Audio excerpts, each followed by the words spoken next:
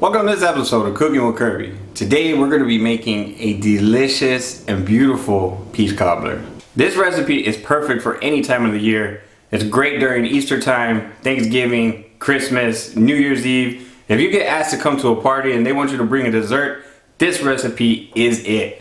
It's very delicious and your friends and family will love it. So what are we waiting for? Let's get down to the recipe. So we're going to start off with our filling. So we're going to go ahead and drop 1 tablespoon of unsalted butter over medium heat. Now for our peaches, I'm using 4 cans of sliced peaches in extra light syrup. These are 15-ounce cans and I used 4 of them. Now you want to just go ahead and empty your can of peaches in the pot. You want to make sure you add the juices in there also. Now we're going to go ahead and add 1 tablespoon of lemon juice, 1 teaspoon of cinnamon, and a half a teaspoon of nutmeg. Now we're slowly going to add 1 cup of sugar and continuously stirring. Then we're going to gradually add 1 cup of brown sugar, and same thing as the white sugar, we're going to just continue stirring. Now still over medium heat, we're going to continue stirring and we're going to bring that to a boil. And we're going to cook that for 15 to 20 minutes. Now once it's reduced a little bit, we're going to be taking a little bit of that juice out. I want to say about 2 to 4 tablespoons of that juice. And then what we're going to do is we're going to mix that with some cornstarch. And then we're going to go ahead and drop it right back in there. That's going to allow it to get nice and thick. So that way when this peach cobbler cools, it's going to be a nice thick peach cobbler. Now you want to go ahead and use 2 tablespoons, but you can use 3 if you want it a little bit thicker. If you don't want it as thick, do not add the cornstarch.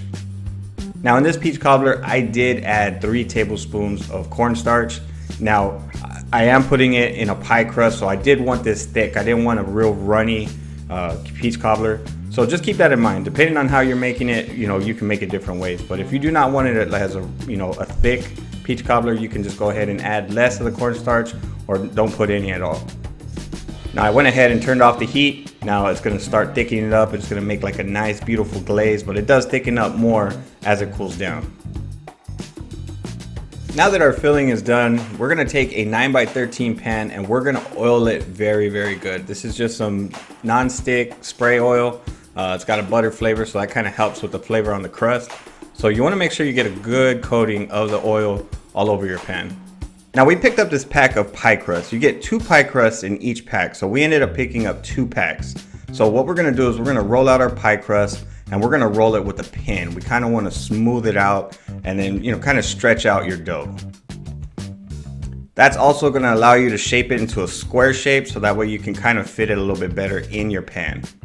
For this recipe, we're only going to be using 3 pie crusts, so you can have an extra one for a pie another day. Now we're going to take those pie crusts that we just rolled out and we're going to go ahead and use 2 of them and we're going to make the bottom of our peach cobbler. You could call this like a peach cobbler pie. This is how my mom's done it and I've always loved it because it just reminds me of childhood. So, you use that oil to your advantage and try to stretch out as much of that pie crust as you can. You want to make sure you try to get it up as high as you can also on the pan because it does shrink a little bit. Now for the other one, we're just going to place it on the other side. You are going to need 2 because it ain't going to fit the whole thing, with just using 1. So you're just going to fill in, the spots that you're missing on the other side of the pan. And then, the same thing, just, fill in the things and try to get it up as high. And then you also want to make sure that you press down on the bottom where they 2 connect. So that way it can make like a seal.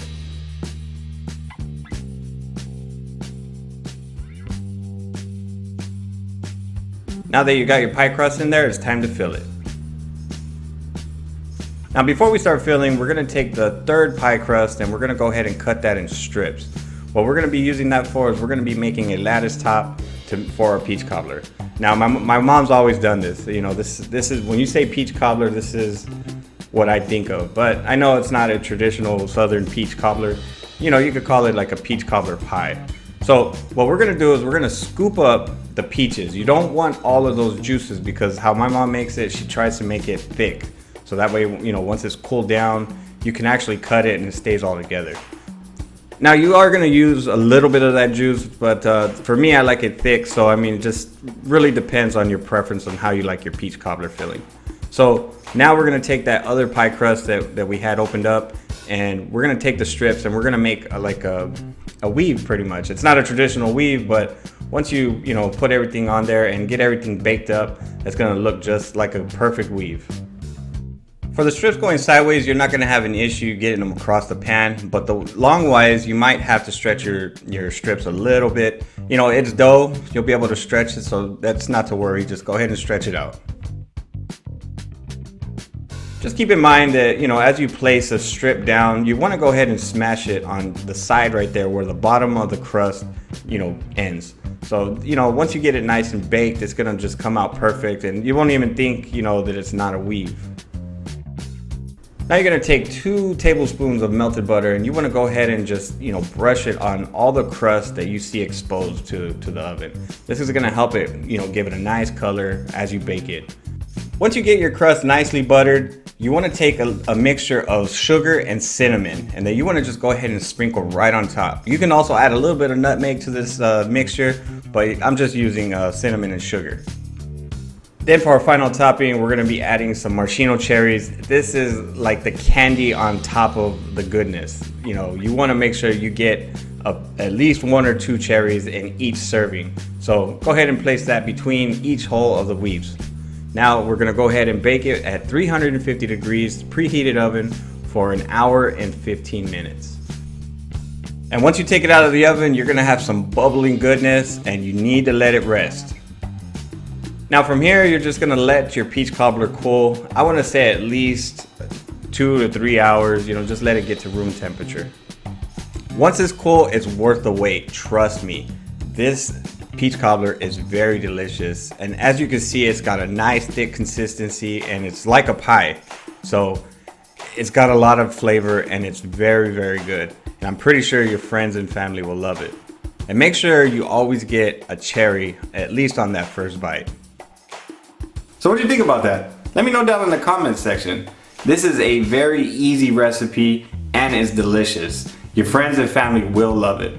And if you're new to my channel, consider hitting the subscribe button and the bell so that way you see future videos like this. And on my channel, it's nothing about easy cooking and making food delicious. So I have these other recipes, they're very good, and you should check them out.